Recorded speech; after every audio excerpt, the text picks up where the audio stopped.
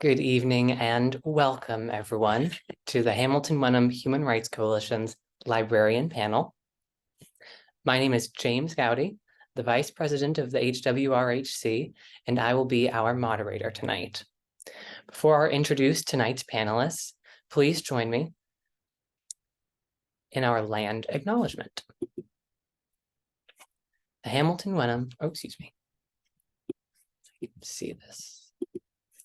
The Hamilton-Wenham Human Rights Coalition acknowledges the Massachusetts tribe, the tribe of Indigenous peoples from whom the colony, province, and Commonwealth of Massachusetts have taken their name. We pay our respect to the ancestral bloodline of the Massachusetts tribe and their descendants who still inhabit historical Massachusetts tribe territories to this day. Thank you. The Hamilton-Wenham Human Rights Coalition is a hyper-local nonprofit organization based on the North Shore of Massachusetts. Founded in 2020, our mission is to empower everyday activists through education, conversation, and action. Together with our neighbors, we challenge systemic injustice, demand equality, and celebrate diversity. We strive to build a more equitable society and a sustainable world through the power of universal human rights. This past summer, we began reading dangerously. Our little book club read 3 of the most banned books in America today and met to discuss the themes that made each one, quote unquote, dangerous. In our efforts to continue raising awareness about attacks on intellectual freedom, we are joined tonight by 5 incredible advocates for our libraries and our rights to read. Now I will hand it off to our panelists to introduce themselves. How about we start with you, Amanda Jones? Hello, everyone, and thank you for having me. My name is Amanda Jones. I am a middle school librarian in Watson, Louisiana. I am a 23-year educator, and I am the current past president of the Louisiana Association of School Librarians. Thanks, Andrea. Hi, everyone. Thank you so much for coming out to hear us tonight on this important topic. I'm Andrea Fiorillo. I'm the head of public services at the Reading Public Library in Reading, Massachusetts. I am also co-chair of the Massachusetts Library Association's Intellectual Freedom Social Responsibility Committee. Carolyn. Hi, I'm Carolyn Foote, and I am a retired Texas librarian of 29 years, educator of 40 years. And I am one of the co-founders of the Texas grassroots group, the Freedom Fighters, who has been trying to elevate the stories of libraries and diverse books for the last 2 years since this moment began. And Maura. Hi, everyone. Good evening. Thank you for spending your Wednesday night with us. My name is Maura Didi. I use she, hers pronouns, and I'm the Library Advisory Specialist at the Massachusetts Board of Library Commissioners. We're our state library agency, so we provide advisory and development services to public libraries, consulting services to public libraries throughout the Commonwealth.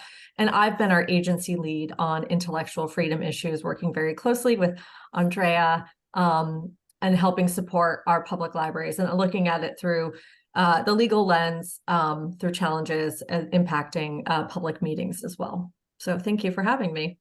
Of course. Thank you all for joining us. Unfortunately, Erin Cormier-Plummer from the Florida Library Association was unable to join us. And we are hopefully waiting on Patricia Kelly of the Massachusetts Library Staff Association, but we will jump in now to the questions. If any of our attendees would like to ask our panelists questions, they are more than welcome to drop them into the chat. And at the end of the night, we will take some questions from the audience. But we will begin with you, Andrea. What are the most common reasons that books are challenged in libraries today? Well, so in the past 3 record-breaking years of book bans in the United States, simply it's race, sexuality, and gender that are the very hot topics that are triggering a lot of our challenges. And to drill down a little bit, it's especially books written from an anti-racist perspective, books about gender fluidity and LGBTQ lives.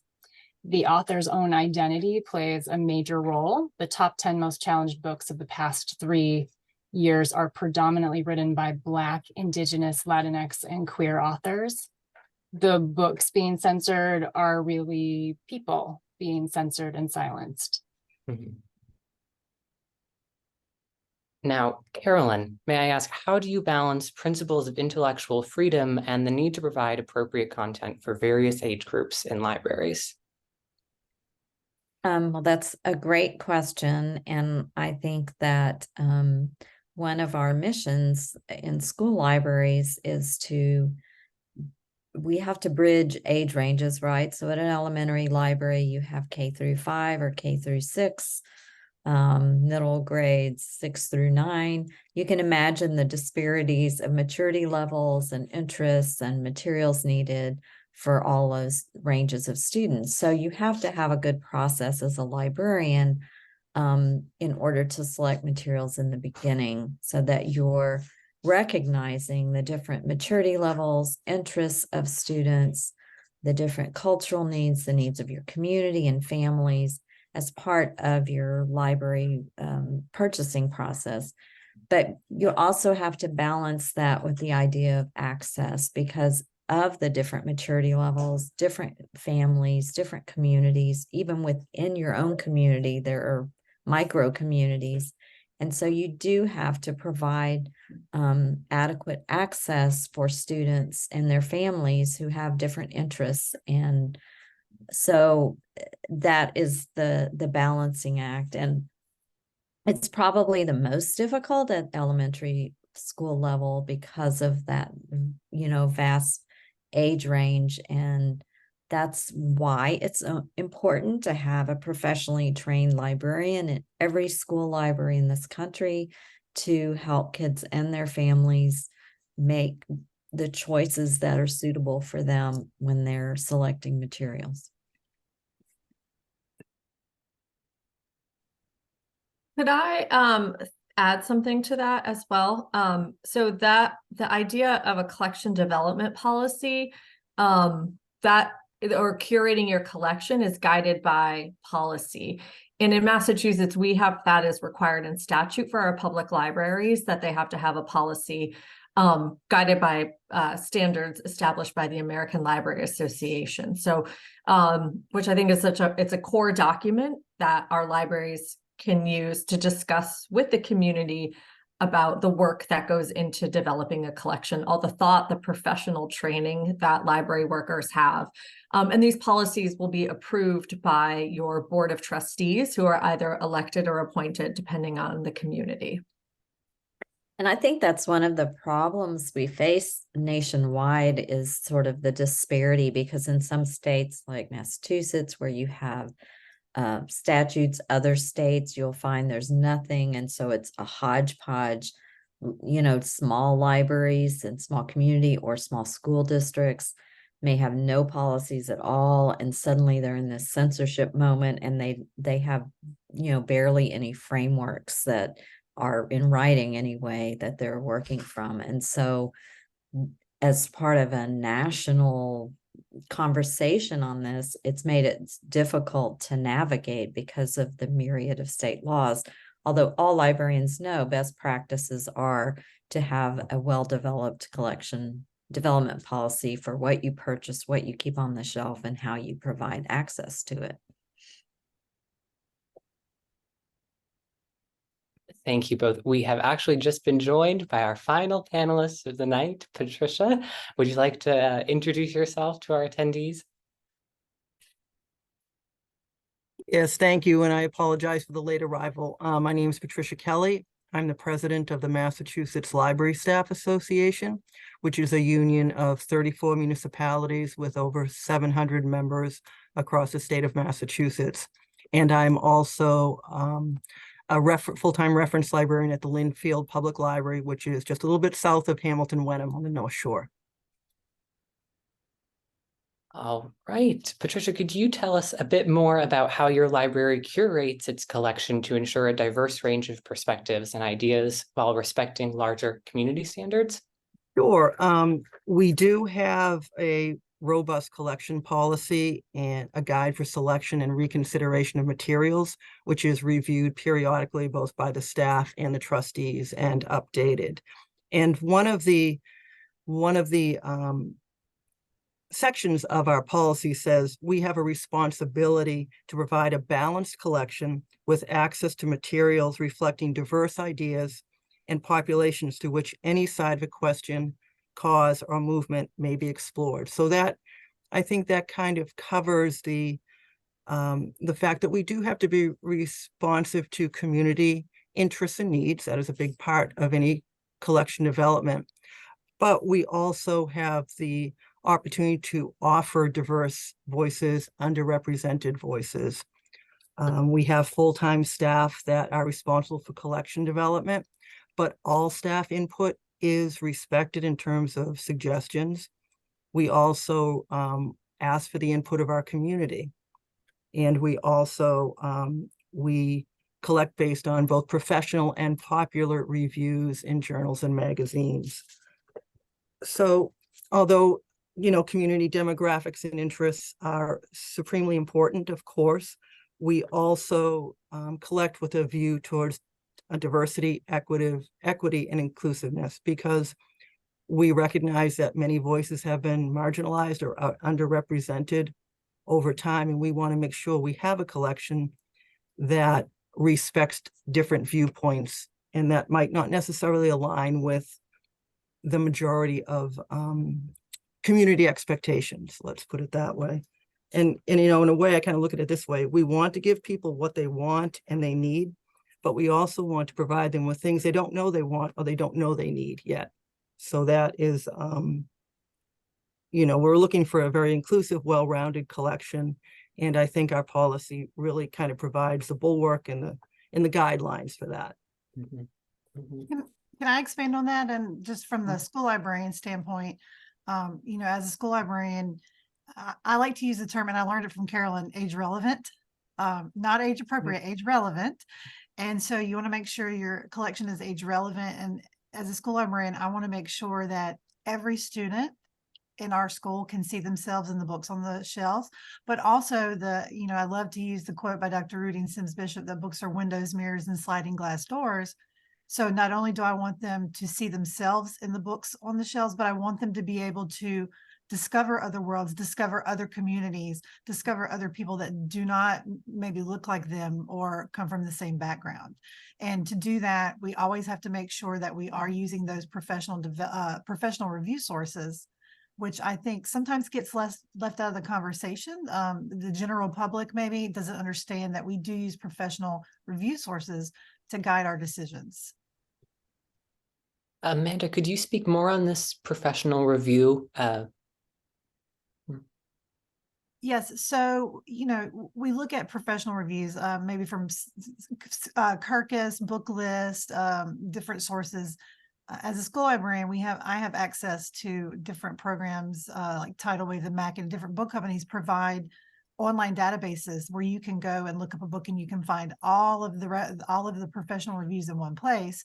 And those are very important, because when you do have a book challenge or you have a parent that just questions a book on the shelf, I'm able to go and print out professional review sources, 3, 4, 5 review sources that say these books are professionally reviewed and age relevant for the ages of the students in my school system.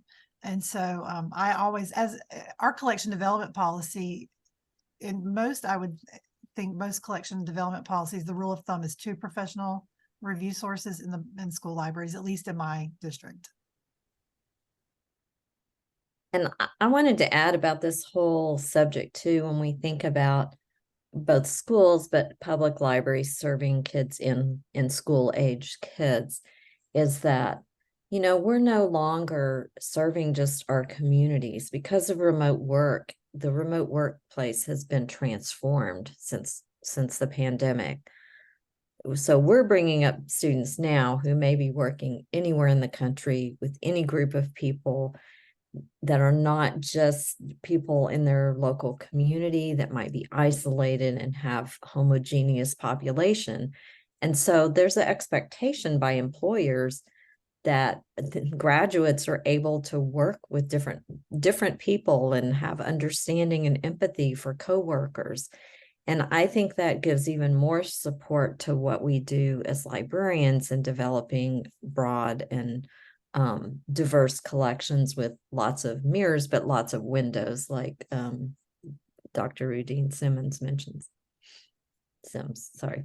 If I could just jump back in again for 1 second, I think it was Amanda who mentioned exploration. And I think that is a big part of a public library, is to be able to expose people to differences and allow them to explore on their own at their own pace, without necessarily the interference of a judgmental person saying you should not have these resources available to you.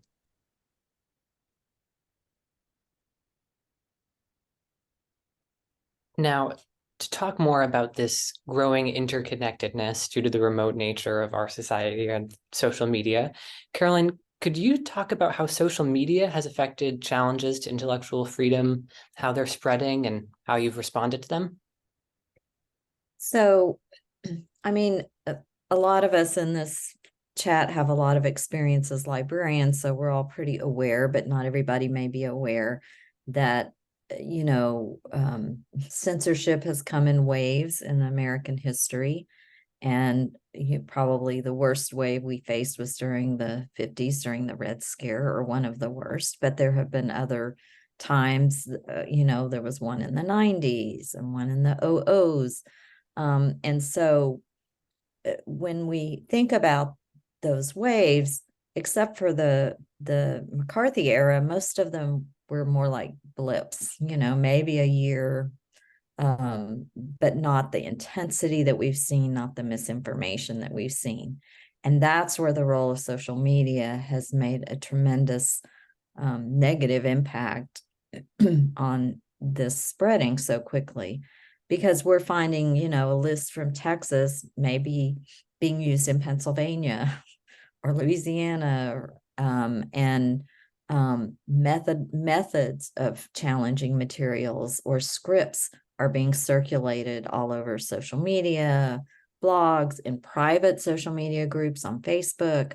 And so it makes it very hard to combat, because, like I said, some of these groups are private and, you know, it's not visible to the public. And so, so I think that has contributed. It's also contributed to the spread of misinformation. I know Amanda's probably been in this situation. I know in my district where books were challenged that we didn't even own. And they brought in, you know, graphics, illustrations from books we didn't even own to board meetings. And so, you know, those templates, all of that can spread so easily through social media. On the other hand, I mean, Freedom Fighters has definitely leveraged social media accounts to get the word out, to support librarians, to get publicity, to reach out to reporters, to connect people from organizations like PEN or ALA to people that are having problems. And so it's been a tremendous lever for getting sunshine on these happenings as well, and elevating these stories about things being said in a private Facebook group or a, you know, local meeting, now are national news. They're not just local news. And so there's pluses and minuses to how social media, we engage in it in this moment. And, you know, I think they're, you know, as librarians, some people are more active on social media than others, and some people are have more trepidation about it than others. And, you know, some people, it's just not their thing. But I think from a professional standpoint, despite the miscreant behavior of some of the owners of some of the platforms, there's still an effective way to tell our stories as libraries and put those good stories out into the general public in ways that can persuade people. Is it all right if I add something to that? So social media does really let misinformation, it amplifies misinformation.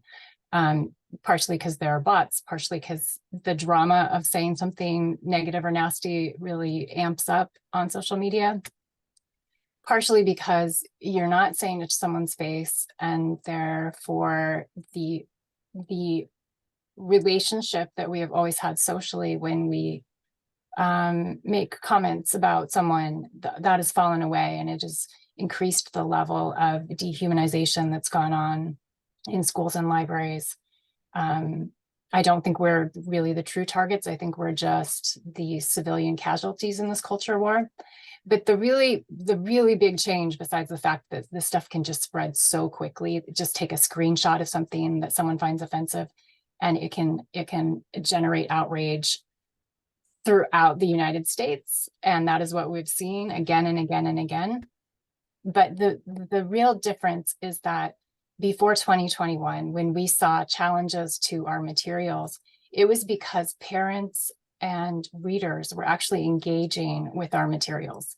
They were actually physically or digitally consuming whatever it was they were finding offensive. So if it was a movie, if it was a book, if it was a magazine that we provided, it was something they were stumbling upon in their own actual life and hopefully reading more than a screenshot.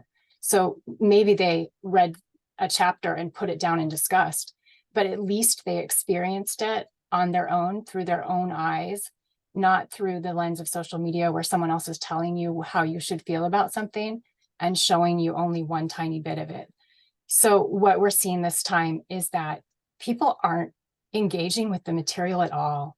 People aren't beginning to read it. They are just saying, I saw this. Sometimes they lie and they say, yes, I read it all. But then when they tell you why they're objecting to something, you can tell that they clearly haven't engaged with it, because that's not what happened in the story. But that has been a huge change, and it has enabled a massive wave of challenges and bans to books, because people aren't doing the work of thinking on their own and engaging on their own. And that is a radical departure from what we have seen in the past. And just to expand on that, I know I'm from a very small community. And so everyone seems to be on Facebook in my community. And so, misinformation, because people will tend to believe everything they see on social media and they don't fact check it. And they'll post misinformation that is shared thousands of times. I know there's been misinformation posted about myself, shared thousands of times within communities, and it's so hard to stop it. And then you see politicians pick it up and run with it, and they will try to come in and save the day from this fake controversy, or these things that aren't happening, or these things that are in these books that are not there. And it makes it very difficult. And social media has made it very difficult to target the librarians that are defending these books, and to pile on and attack, which is why it's so important for every school to have a certified school librarian, because we teach digital citizenship. So the hope is that we're teaching the children how to responsibly consume social and use social media so that it changes. But like Carolyn said, there's a flip side of it with the positives, because I know in Louisiana, we've had different challenges in the different parishes across Louisiana, but we've seen that social media has been a way to connect us all, to combat some of this and to join together. I know I started a Citizens Alliance in my parish, and I was able to connect with other Citizens Alliances in other parishes, and we joined forces and we share how to work together, how to help each other and strategize. So it is a double-edged sword, and so it's just hard to navigate. But I've seen a huge shift, and I feel that social media has played a huge role in the book challenges lately.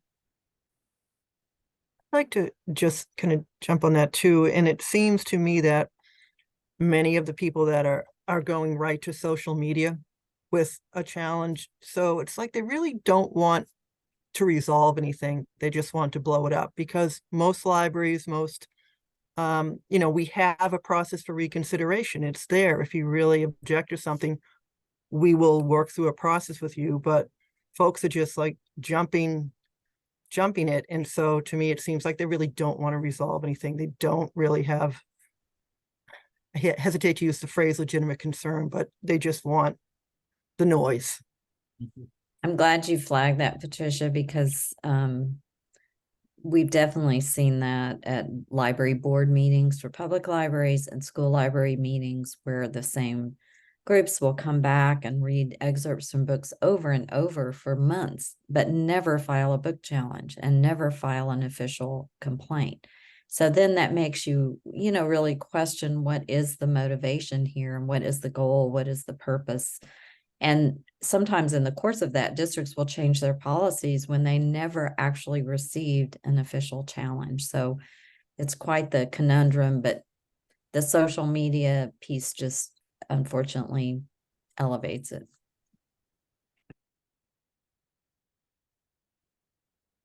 So with social media being this force for bad and also force for good, Amanda, may I ask how you go about engaging your residents and community and patrons when a book challenge arises? Communication is key. And Mhm. so a lot of people, and I forget who said this, but they want to just say it online. And if you will take the time, and you can't take the time to call everyone, but if you, in the school, if I see a parent make a comment on social media, I will reach out to that parent. I will reach out and have a conversation. I'd rather have a one-on-one conversation and dispel anything that I can. And I've had several of those, and it ended. Sometimes people just want to vent and they're frustrated, and I just let them vent, and then they don't issue a formal challenge. But what's very important is that you do have those collection development policies, and you have those reconsideration policies, and you make sure that everyone's on the same page. So in the school, the secretary knows what to do when someone calls and complains about a book. The principal knows, all the way up to the central office staff and the school board, so that everyone's on the same page. Everyone knows what to say, what the policies are, and to speak the truth, because we don't have anything to hide. And we want to make sure that everybody's on the same page. And in the same turn, in the public library, I know I've worked with some of our public librarians. I've told them the same thing. You want to make sure that everyone, the clerks, the people that are part-time, full-time, everyone knows, and they're all on the same page, and that you make sure those policies are on your websites if you can, especially public libraries, and our policies on our school board's website, to show that there's nothing to hide, and we do have these policies, and we are there to listen if they have a valid concern. Thank you. Shifting gears just a tiny bit, Maura, could you speak about any legal implications or First Amendment considerations when it comes to book bans in public libraries? Yeah, I'd be delighted to. So I am in Boston. I'm a Boston Public Library card holder. In fact, anybody in Massachusetts can get an e-card. But on the north side of the McKim building, it says the Commonwealth requires the education of the people as a safeguard of order and liberty. And this is the historical mission of public libraries, to educate the public for an informed, self-governing society.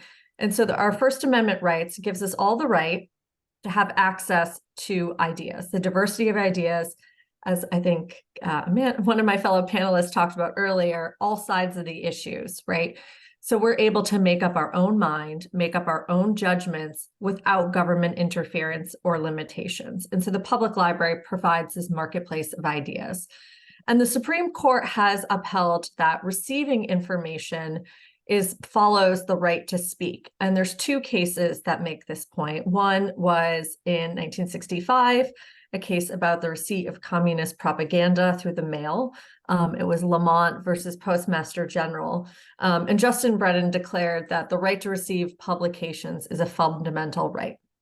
And then a second important case around First Amendment in receiving information is something generally called PICO, Board of Education versus PICO, and this is in 1982. And at this time, the Board of Education had ordered certain books to be removed from the shelves, and the board characterized them as, quote, anti-American, anti-Christian, anti-Semitic, and just plain filthy. So very similar in some ways to kind of the rhetoric we're seeing, almost 40 years later. And so these books were to be removed from high school and junior high libraries. And the Supreme Court upheld the decision that local school boards may not remove books simply because they dislike the ideas contained within these books. So really, the right to receive information and have access to all of the ideas contained in the library shouldn't be determined by doctrinal, partisan, or personal opinions. There is a court case that is currently going on, and I should say the courts up until this point have held these rulings. There is one case going on in Llano County, Texas. So 7 patrons sued the library for the removal of 17 books. And in this case, the library board of trustees formed an advisory group with community members that kind of had a lot of input into the collection development policy. It might have also been done in a way to avoid open meeting laws. So then interesting other, kind of let's not make this process transparent to the public, right? Trustees are entrusted.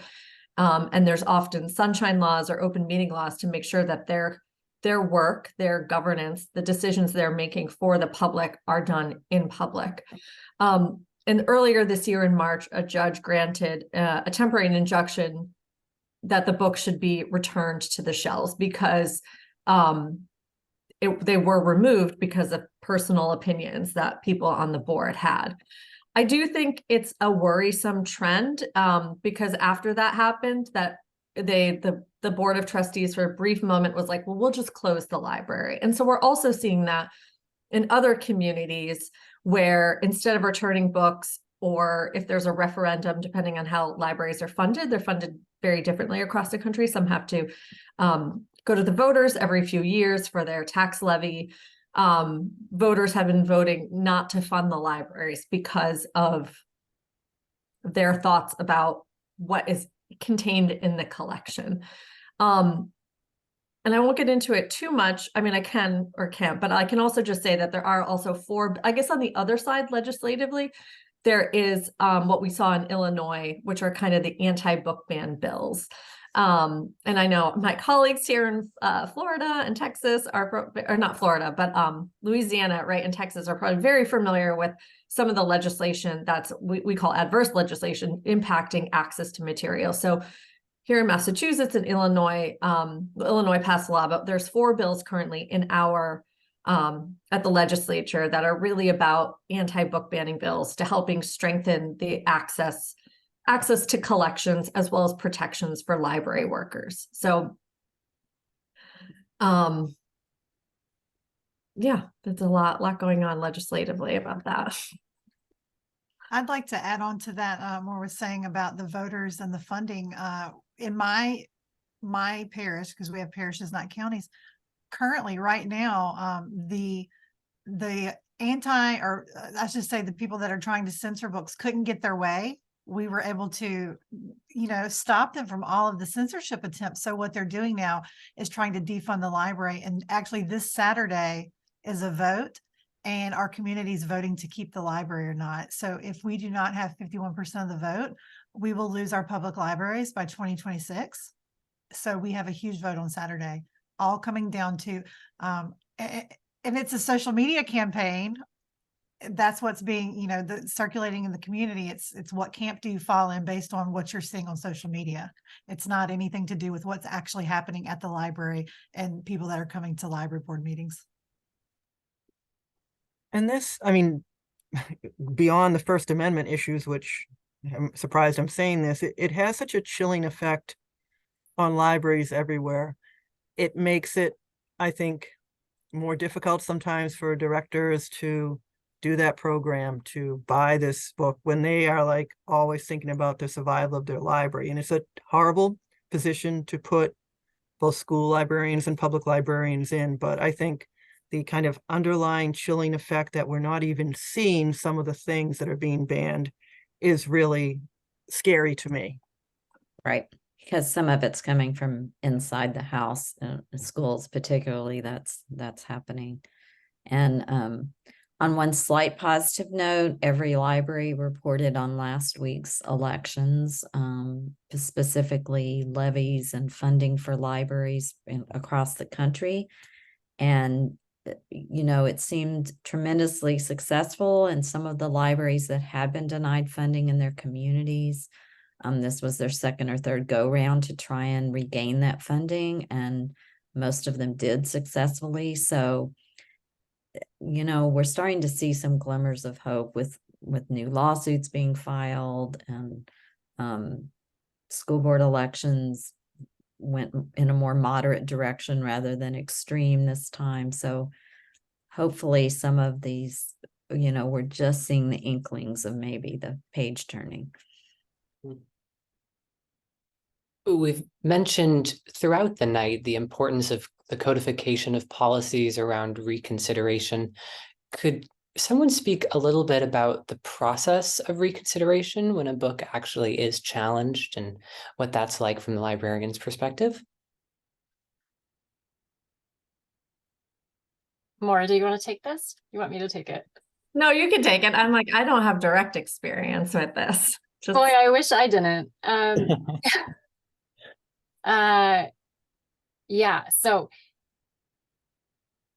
what is typically done in a public library? It's a little bit more clear cut in a public library than a school library. Amanda and Carolyn, you can stop me if I'm totally wrong on that. But most public libraries have not only a collection development policy that tells you how you select things and how you make more space when you have to get rid of things on your shelves, but allows people to voice their objection. This is a very low-hanging fruit on the First Amendment, the right to petition your government for grievances. And even though library staff tends to be low on that government chain, we are a link. So we have a form that usually asks if you have read, watched, listened to the whole of the piece of art. I'm using that term loosely, and what specifically you object to. Maybe if you have a suggestion for something you'd rather see in the library. And that form typically goes to the library director or a reconsideration committee within the library of selecting librarians, and sometimes to a governing board. And then that reconsideration committee will usually review the entire work themselves and look back and see whether it fits the policy or not. So as Amanda mentioned, are there a couple of reviews out there that say, hey, this book might be relevant to your collection on collecting rocks, or this book is okay, or a lot of people want this book, or this book is fantastic, or whatever it says, but might justify adding it to the collection. And then the decision is made whether a book is removed or not, or a movie or a magazine or whatever the content is. And libraries are charged typically with trying to work against censorship. You know, we as a profession are not just neutral in this, we actually are against censorship, which doesn't mean that we love all the content on our shelves. We do not. I think I speak for every library worker out there that we don't love everything in our collections. We're not going to stick up for that thing and say this is right for every child, or this is right for every reader, or everyone's going to love this movie, or it's appropriate.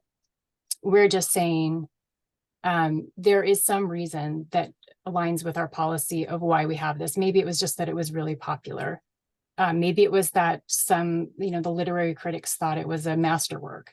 Maybe it's just the only book on auto mechanics we could get our hands on. You know, it could be a range of reasons, but usually we try to keep things in the collection, but occasionally we make mistakes, or something that used to be appropriate for the collection is no longer appropriate. And we might actually make the decision to pull something from our shelves. It doesn't happen often in a well-functioning library, but it does happen occasionally. And Andrew, I'd just like to jump in quickly. Linfield does have the reconsideration policy pretty much as you laid out, but we also have, it's restricted to Linfield residents. And this is something that we did run by our town legal counsel, and they said it was fine, because what we're concerned about is someone from some other state, bombarding us with a request, with requests for reconsideration that are totally illegitimate. And we also have some stipulations where you can't, if an item has been reviewed for reconsideration, it can only be reviewed again in 2 years. So we are trying to avoid having people just like week after week hit us with a reconsideration request for a specific title. And I've seen schools enact similar policies to that, requiring that the person be a parent or a taxpayer within the district, which makes sense, of course, but sometimes policies didn't already say that. So people are having to go back and revise, as well as, the book not being challenged. I know in my former district, the same book was challenged across every elementary school, like within a month period. And so do they have one committee meet about the book at each school, or they had to, figure out that, in that kind of case, they're going to do a group decision, not for each campus, because that just didn't make sense in a small school district like ours. But so I think as we've had these challenges, people have been fine-tuning their policies, but the process for schools, and Amanda can chime in on this, is pretty similar. Most schools require the first step is actually an informal meeting with the librarian and maybe an administrator. That step has been pretty much skipped over in this latest wave, unfortunately, because I feel like that would be a key in kind of slowing things down, because it makes it personal. You have to have these conversations about the book. You can suss out what the person's intentions or needs are for their child, etc. But in any case, and then it would go to a formal committee that has a variety of members on it from the school and parents, and sometimes as a high school student sits on committees. And then, it gets approval to stay in the library, move to a different grade level, and can be appealed to various people. Sometimes it's the superintendent, sometimes it's the school board, that the committee's decision can be appealed to. Generally, this is a generalization, but generally, if it actually enters the process, the majority of titles remain on the shelf. The issue is when these processes are bypassed, and both externally, a school board member just says, well, I just want y'all to pull it, or internally from, internal administrative staff beyond the library just, makes that decision. And those are the things that are hard for us to know what's going on or report, because who's documenting that and who's letting it be known to the public. And it is taxpayer dollars, so it should be transparent. Mhm. I'd like to add, schools are each run by principals, administrators, and in my district, there's 46 schools. And so each one is run by your principal, and they're ultimately in charge. So if they buckle to pressure because they don't want to be targeted, or they don't, they want to appease parents, if you don't have a strong administrator that doesn't stand up and will back down, the principal will, not at my school, but principals will go to school librarians and say, you have to take that off the shelf. So then you have to decide as a librarian, like, do you buck the system? You can lose your job. I know I have a friend in Florida who spoke out because the principal did that, and she got removed from her position and put back in the classroom. And so there's this fear that you're going to be removed from your position or fired. Do you go against your principal? Because ultimately the district is usually going to back the principal. So then do you take it farther? Do you contact the First Amendment law clinics and the attorneys? And do you, like, how far do you go? And so I'm willing to go that far, but I'm in a position of privilege. So single, income families, single, librarians that need that job, it's a scary position to be in. Mhm. And it really is, the difference for school librarians is you're the only librarian in the building. Sometimes you're the only librarian in the district of multiple schools. And so you're individually really, on the line and sort of needing support and resources. You don't have a whole staff like you would at most public libraries, although I know there are small public libraries that just have one librarian as well. So that's a good point, Amanda. I wanted to kind of just talk one thing about the reconsideration process. This might be a little bit of a radical idea, but lately I've been thinking, what about the cost, right? As Carolyn said, there's a cost to all these book challenges. Like it can actually be monetized, and every library, which is a organization that provides kind of ballot and election services to public libraries, they've did a study and found that in one district, it was 226 hours of time, which cost more than $30,000. So there's like, yeah, this is public money that's being spent on these things. So in light of that, and I was glad to hear Patricia say, like, we have some things put in place that protect our staff time. Like if a book is challenged and a decision is made, that decision holds for X amount of years. But there's like no friction in the process, right? So anybody can fill out this form, and we're not like, they don't have to, you know, they can lie and say they haven't read it, but they can just submit form after form. So I've been thinking a lot lately about the reconsidering the reconsideration process, if you will. So there are other ways to allow the petition to the government, right? You can attend an open meeting, you can send an email or a letter, you can vote for your trustees, you can vote them out if you don't like them.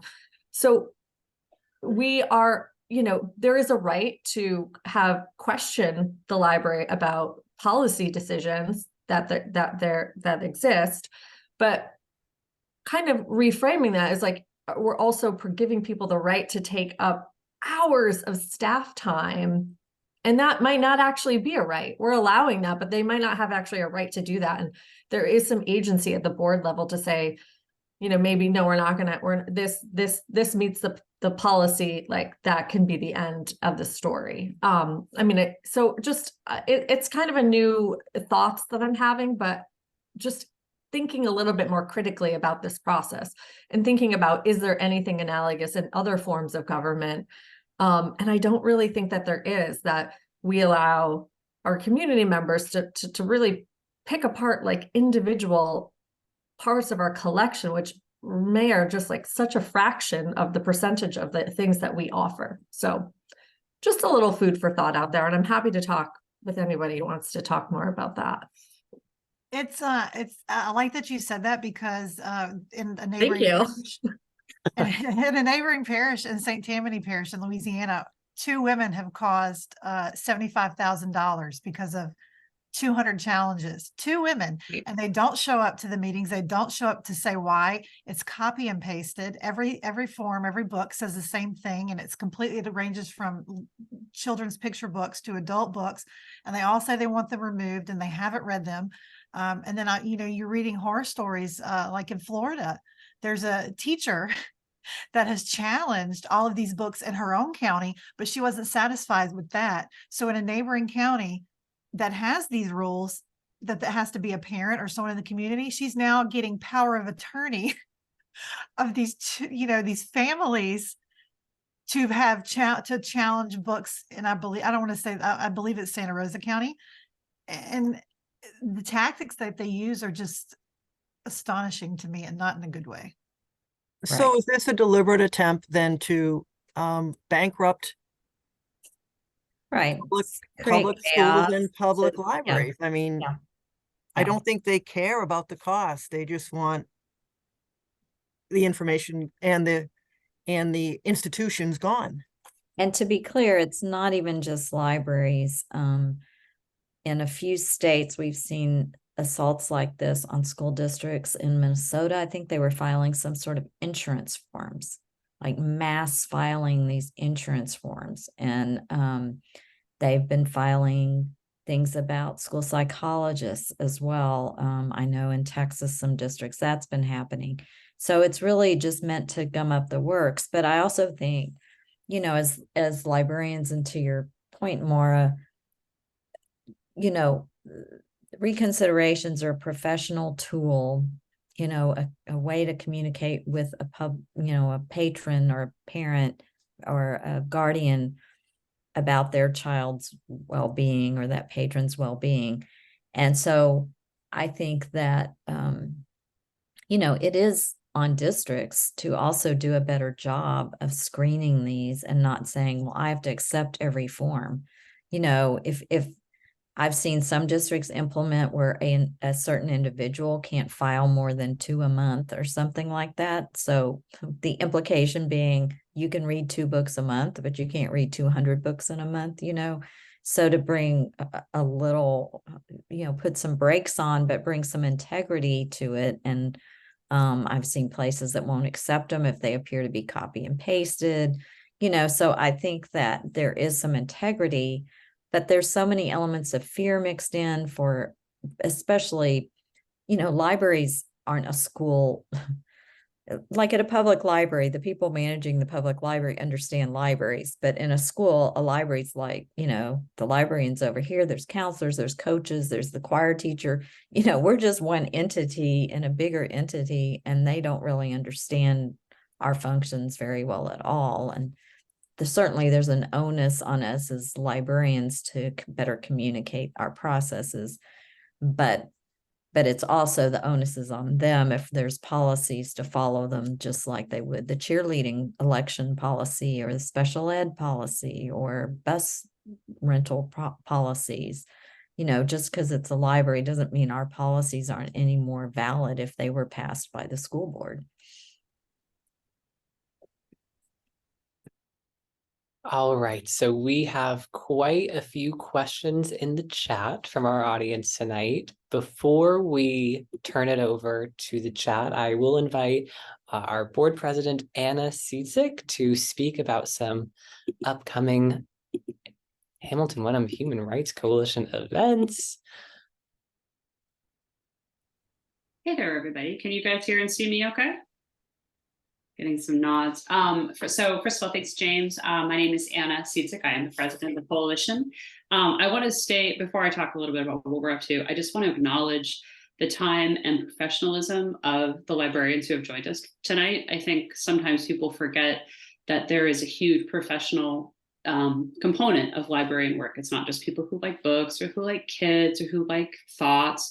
We're talking to professionals who have masters, in some cases, doctoral degrees in policy and library science. And so I just want to give a brief shout out to the professionalism of librarians. Please don't take them for granted. And we're very grateful for your time here. So as James said, if you like this, we have a lot of other events coming up. We've done a lot of programming in the near future on International Human Rights Day, which a lot of the themes that are coming up in this panel are actually covered under the Universal Declaration, which is celebrating its 75th anniversary this year. So if you're here locally, we have a film screening on December 8th that we're hosting in partnership with both town commissions and First Church of Wenham.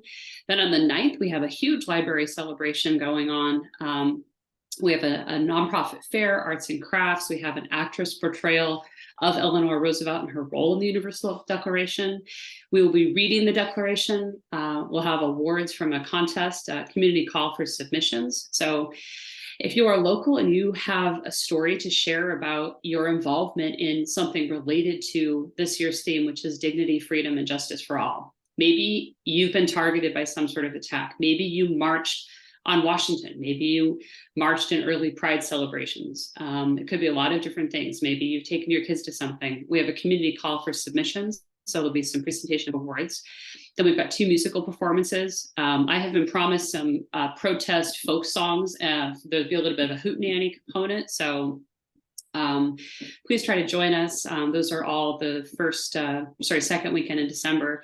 And then on December 13th, we are back with our banned book club, More Reading Dangerously, where we'll be reading The Absolutely True Diary of a Part-Time Indian by Sherman Alexie. So you can learn more about that event and how to sign up and register all on our website. If you like what we're up to and want to support it, we are a local nonprofit. So you can find more about us at hwhumanrights.org. We rely on support. We have some grant funding, but we are 100% nonprofit, volunteer, donor supported. So We appreciate any support you can offer, and we love doing events like this that get the community thinking, bring people together, and we are not afraid to tackle the hard topics. If something needs to be said out loud in public and other people might shy away from it, we are here for you. The coalition will give voice to sort of those uncomfortable topics that people think about but don't necessarily want to say out loud. So that's what we're all about. We're always available to people. And thank you again, James, for convening this amazing group of librarians. And thank you to all of you for fighting the good fight against book banning and fascism and the thought police that are out there in the world. So I'll turn it back over to the panels because we do have some great questions coming through on the chat. All right, let's take a look. So could you speak specifically about how librarians themselves are being defamed, harassed, and threatened? Amanda?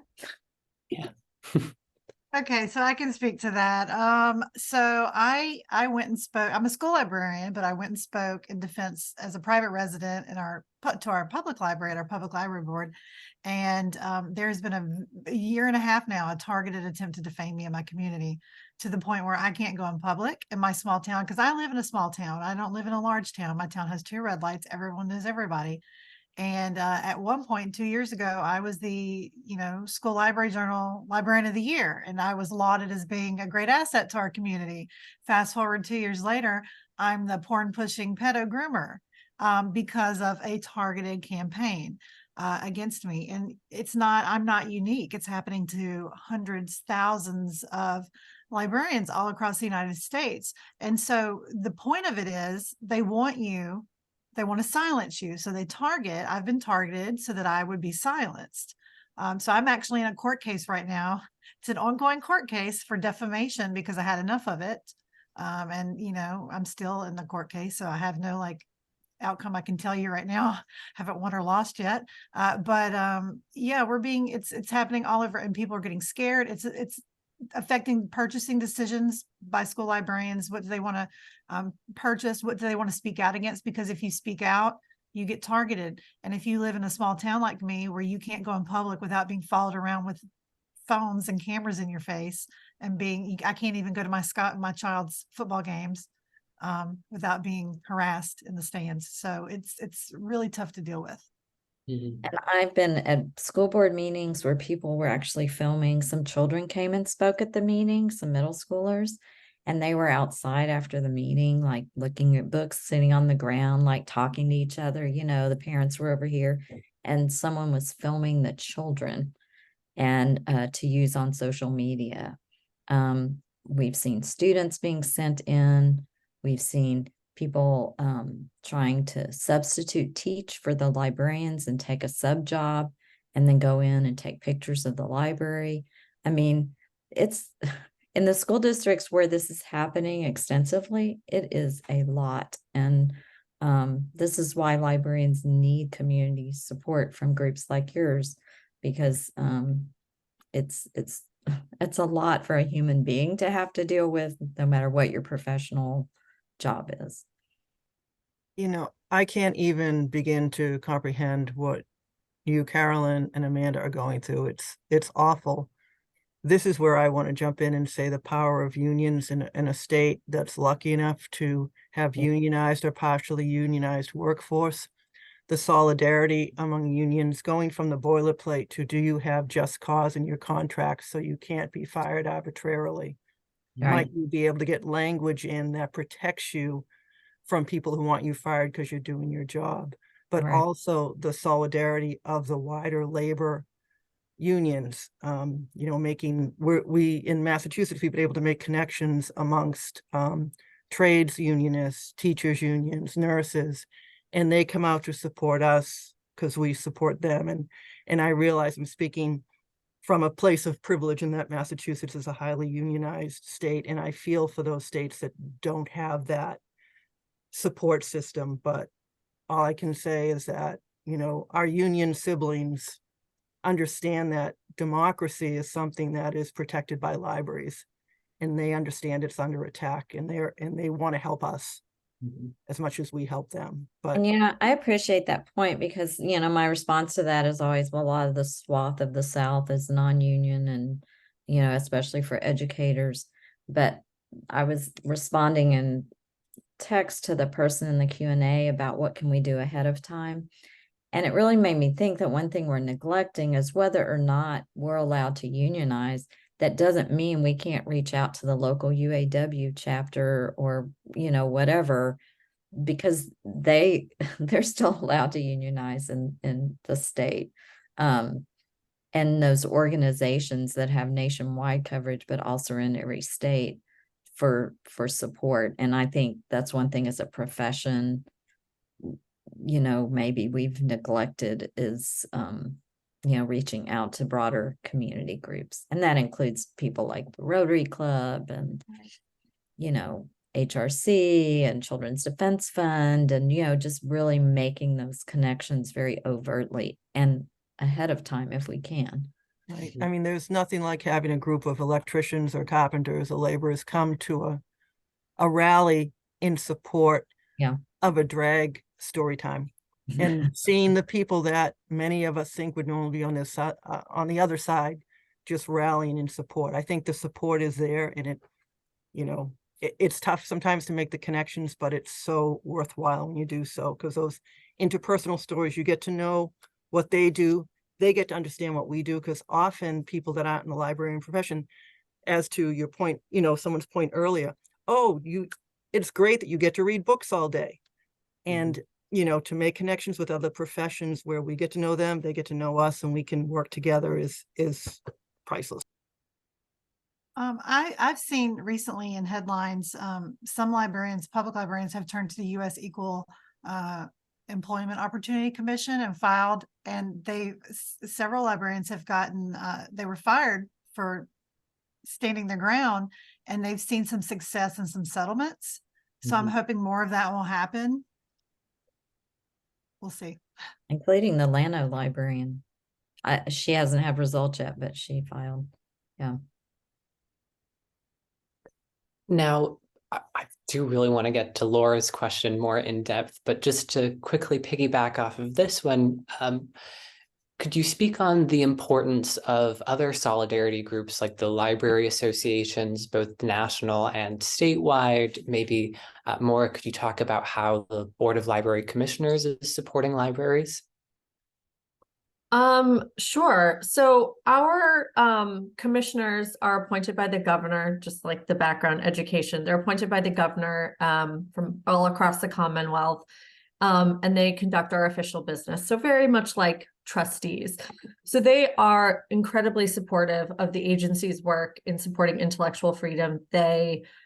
Many of them come from backgrounds as being a library trustee, a librarian themselves, running our networks. So they're professionals who have engaged with this work as well. So very supportive of my work and the work that we're also doing collaboratively within the state. So MBLC works with Andrea, the MLA, Massachusetts Library Association, Massachusetts School Library Association, and the Massachusetts Library System, which are all state level organizations working for and supporting our librarians in the state. So we work together collaboratively to share information.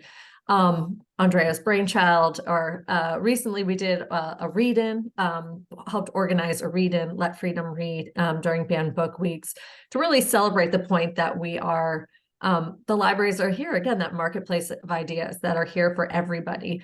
And I kind of wanted to, just kind of share one thing that I haven't heard mentioned yet, but I also want to make sure that folks know on this call that oftentimes we're, as librarians, called to defend the speech that we don't personally, my personal opinion on speech really doesn't matter in my capacity as a librarian. I am here to uphold those First Amendment values of the access to information in the library. So, and it's especially difficult. And I do a lot of training with trustees about this. If it's going to rise to the board level, is that it's essential, especially when the speech that we disagree with, and that it's in coaching library directors or library directors that our collections really have to contain that marketplace of ideas. So, a brief story had a consulting call with a library director who was really concerned about adding books to the collection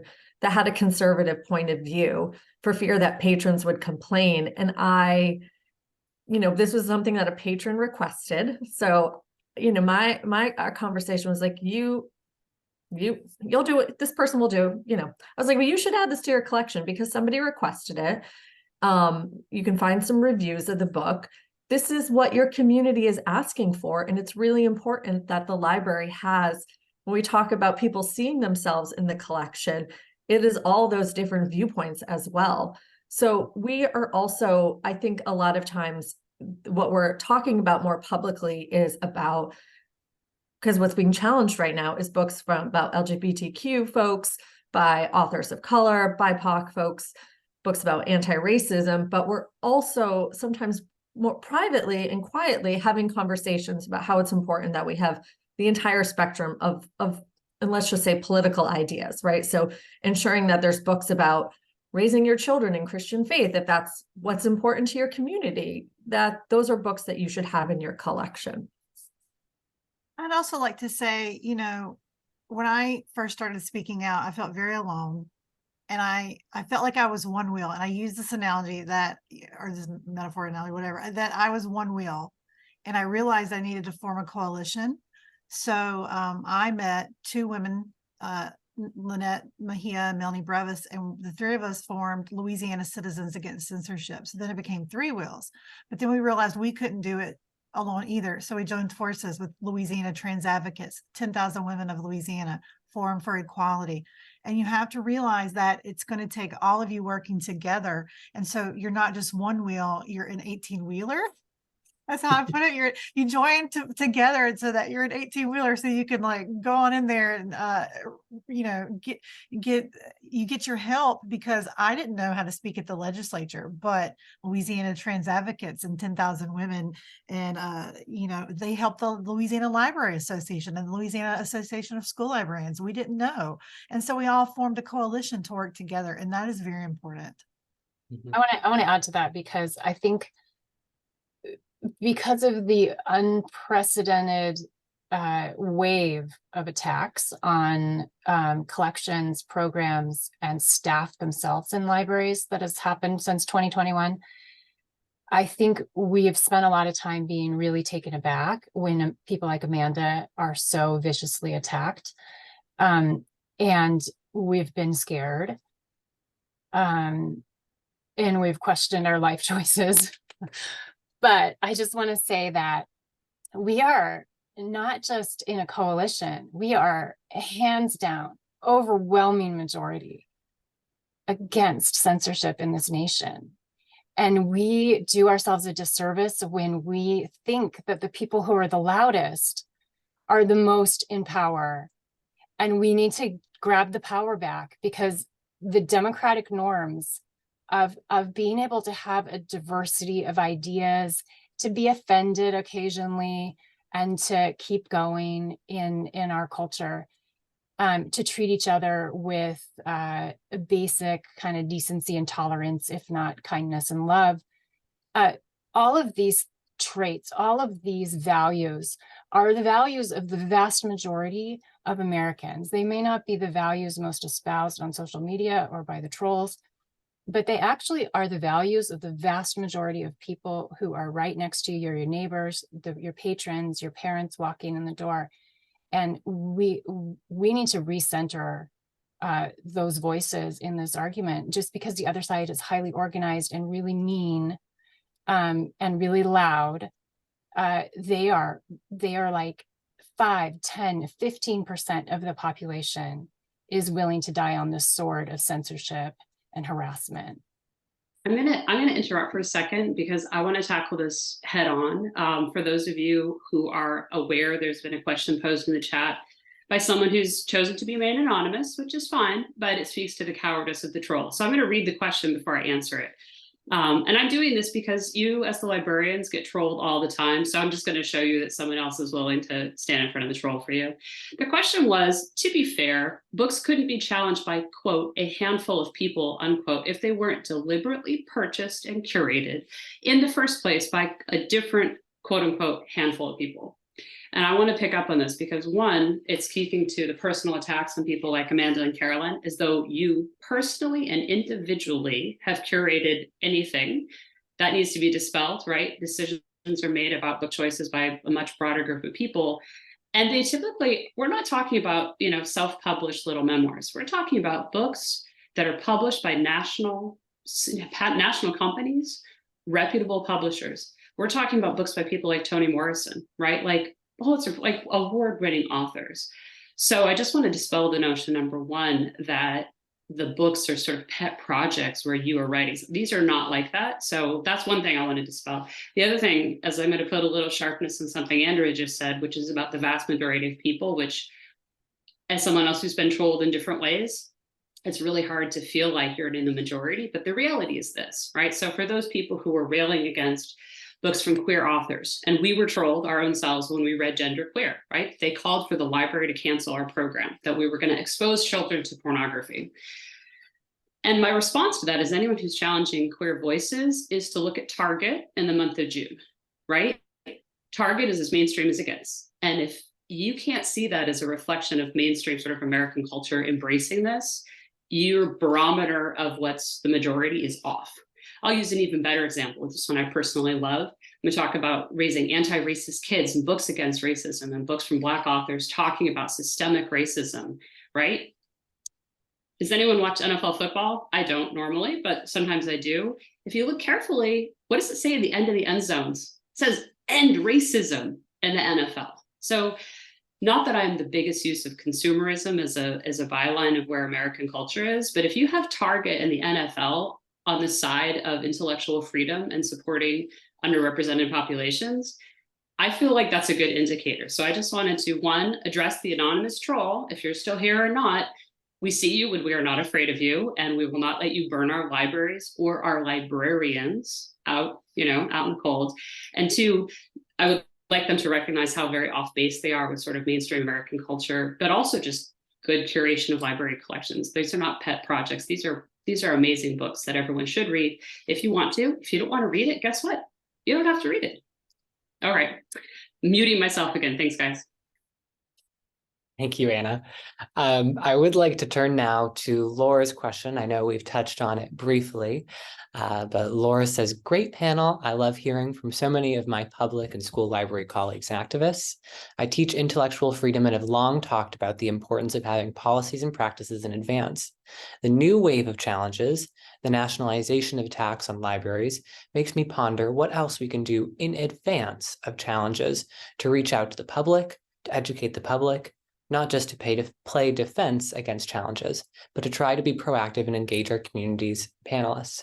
Panelists, any thoughts or ideas? Good, bad, risky, or too hard to achieve?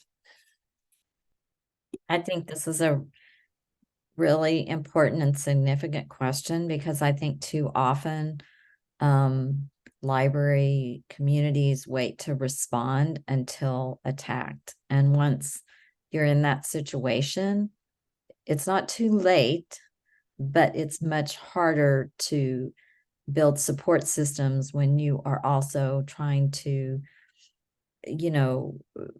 write rationales for books and sit on committees and be in meetings and all of the other stuff that's entailed. So, and it's not just up to librarians, and I'm glad Anna spoke up, and, there are probably other members from your organization on this call, because communities can start these groups. It's not just up to librarians to go, we need to start a support group. Anyone in a community can start a support group for their library, to advocate, to be allies ahead of time. And so I think I also don't want to forget the role of students. I know I was really marveling over some students in California. I think they called themselves the Golden State Warriors. And they came, you know, how in some places pride flags have been banned or this and that, and they can't, you know, students can't do this or that. So they came, you know, we're not creative enough often, and that's why we need the youth voices in this, because they came up with the idea of tying caution tape to their backpacks and little strips of caution tape to their clothes. And so it was very subtle. They just go to school with this tied to their backpack, but they organized it across a number of school districts. And so I think the value of that creativity that can come from student organizers is really important too. You also need to make sure that you're monitoring things. Watch for meeting agendas that are posted, read meeting minutes, school boards, public library board meetings, library boards of control. You can watch from home. You don't have to attend because most places stream them online, or you know, stay aware, read the bills. I know we have an online platform in Louisiana. We can read the bills. We can see what's happening in advance.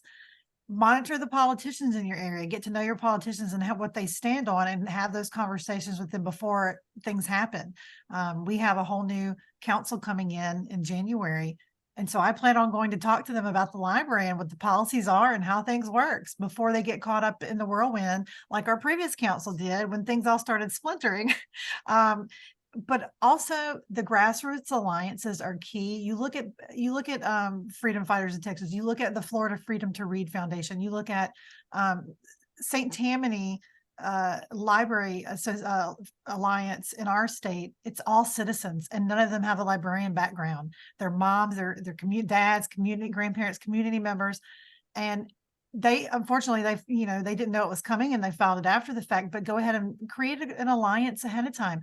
You know, start a Facebook page in your area on loving the library. Get your friends at the library going at the public library, because you will need them. I promise you. I wanted to add to what Amanda said is so important about talking to your elected officials, but also paying really close attention to your school board elections, paying really close attention to elections for library boards and all of your local politicians, because the strategy isn't to remove books per se. The strategy is to win political power. And so the censors have used the book banning as a sort of tool to drum up outrage, to get the people they think will support them in the elections to turn out. It's a fundamentally anti-democratic movement that is trying to go about getting votes, ironically. But that is so important. And then also I put into the Q&A, but I don't know if everyone can see it, a link to Every Library's Fight for the First. This is a really amazing organizing tool. There's nothing stopping all of you citizens that are watching tonight from going and starting your own group in your own community, like Reading Anti-Censorship League, or whatever you want to call yourselves, and starting to spread news about what's going on locally or nationally, but locally especially. And I think every library has some great resources. We have a thing on our Freedom Fighters website for on our how to help, on how to organize a local group. A group called Campaign for Our Shared Future has a whole toolkit for organizing. I think United Against Book Bans has one on their website. So you don't have to do this from scratch. There's templates out there and people that have provided resources for you to help. And another thing, because I think people want to help, but sometimes they're like, well, what do I do? And we say organize, and they're like, what? Like, what does that mean? How do I do that? So finding those toolkits that break it down for you, like, check, I did that step, check, I did that step. But also, I wanted to, my mind just went blank. It's calling out student groups. Well, my mind went blank. It'll come back to me. Well, while Carolyn thinks about that, I have two tips. So one for library leaders, if there's any on this call, or community leaders as well, is to think about what resources would be available to support staff. think of this as like a crisis and how you would handle a crisis. So what is there to support staff? Human resources, an EAP program. I would also learn how to document harassment as well. And there's some wonderful tools available, I think, from the Library Freedom Project, kind of creating a spreadsheet, saving your emails, screenshotting things, don't answering your phone, things to voicemail. So, there's some toolkits out there to help to learn, and also reviewing your policies and procedures about, I think that's such a good thing proactively to do, that ongoing review. But for folks who aren't library leaders here on the call, I think something you can also do is just say thank you to your library workers in your community for the work that they're doing. If it's related to providing books or not, but just sharing that information, and even sharing that directly to the Board of Trustees as well. So it's just reinforcing the good that you're seeing in the library. And those stories are really important for those leaders to hear as well. I thought of those are great suggestions, and it gave me time to think about because this was a simple thing people can do, is set up some Google alerts. Just type Google alerts in your taskbar. It'll open Google alerts. You can create your own alerts daily, weekly, and just put in keywords. Like OneNote is communities around you. So if you're in a small community, often if it happens in a community near you, then it may come to your community next. So you can set up keyword alerts on book challenges, on your state, all sorts of things. I have about 40 set up. You don't need to set up that many, but just, it's a way to just bring the information into yourself. It's a simple task that anyone can do just to find out what's going on. All right, I think we have time for maybe two more questions. This is speaking about gratitude. I want to highlight Ray's question. Thank you all so much for sharing this. Can you share with us how you draw your strength, and from where you draw your strength? What gives you joy? These are tough situations, and I'd love to hear what is something going on in your experience that you're thankful for. I'll Well, say, you go ahead, Patricia.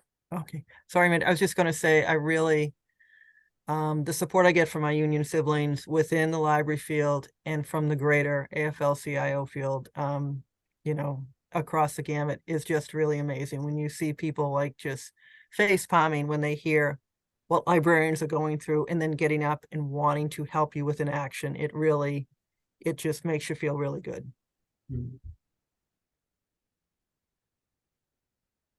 I've had so many dozens and dozens of former students that are now in their late 20s, early 30s reach out to me that have just reached out to me and told me that they're so proud of me for taking a stand. And many of them are members of the LGBTQ community, and they're just thankful that someone in our community is standing up for them.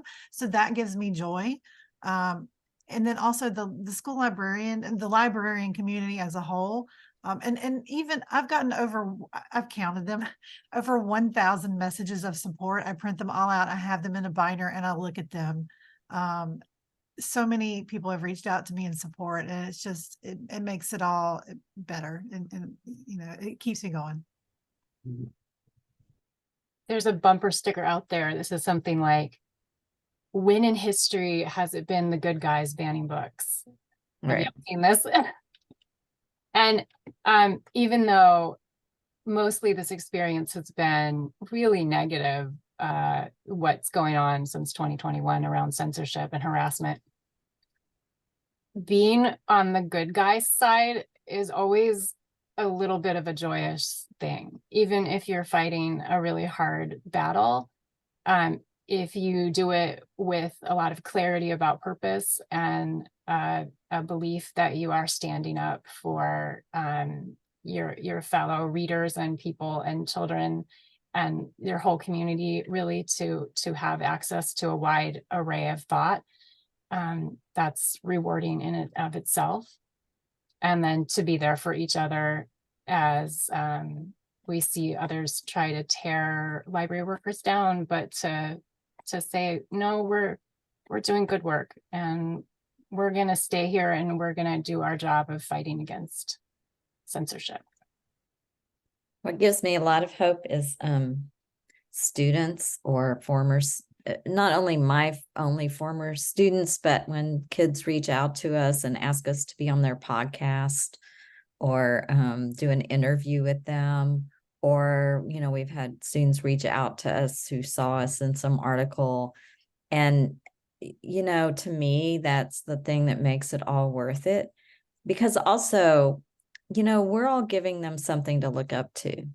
We're adults who are, when you're a teenager, you're more likely to speak up about something and, be brash and be out there, not brash, but you know what I mean. And I think that we're showing them that we're living our convictions.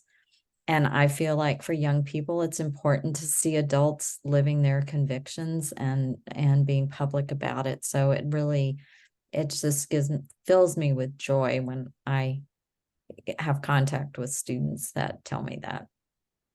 It's also important, I think, that our students see us act with integrity and grace, Mhm. and that we do not stoop down to the, extremist attacks on others. We hold ourselves to a higher standard than that, and we set good examples for the kids. I'm going to also share that I think the joy that I find it is with the kids. And yesterday I was at the library and flipping through a book about the ABCs of gender identity. And I learned some new things in that book about different gender identities. And this little library kid came up to me and was like, "What are you reading?" And I was like, "It's this book." And they just started reading it aloud. And we got to the part about being non-binary. And I asked, do you know anybody who's non-binary? And this kid said, "Yeah, that's me."